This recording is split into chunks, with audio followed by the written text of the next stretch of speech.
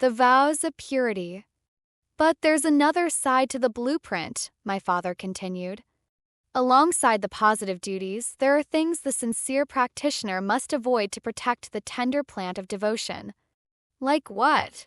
I asked. Think of it like gardening, he said. You plant seeds, water them, give them sunlight, that's the positive practice.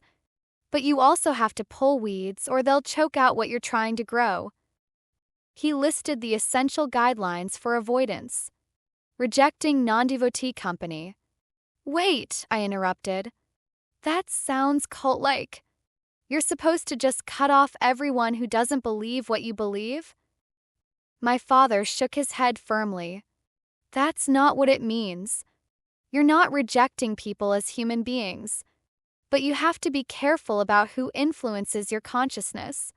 If you spend all your time with people who mock spiritual life, who are cynical about devotion, who encourage sense gratification as the goal of life, that will affect you. It's like trying to stay sober while hanging out in bars every night. So, it's about protecting your practice? Exactly. You're kind to everyone, you respect everyone, but you're selective about whose values you allow to shape yours. Discretion in teaching. One should not instruct a person who is not genuinely desirous of accepting devotional service.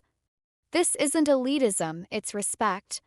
If someone isn't interested, forcing spiritual teachings on them only creates resistance. Better to live the example and let them come to you with questions when they're ready. Temperance in construction. This one surprised me, my father said. One should not be very enthusiastic about constructing costly temples or monasteries.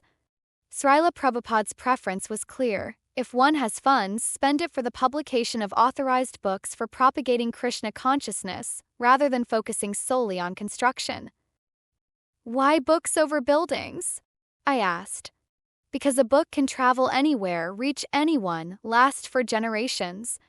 Temple is limited to one location. Prabhupada used to say, books are the basis. Of course, temples are important, they provide a place for community and practice. But the priority is spreading the knowledge, not creating impressive structures.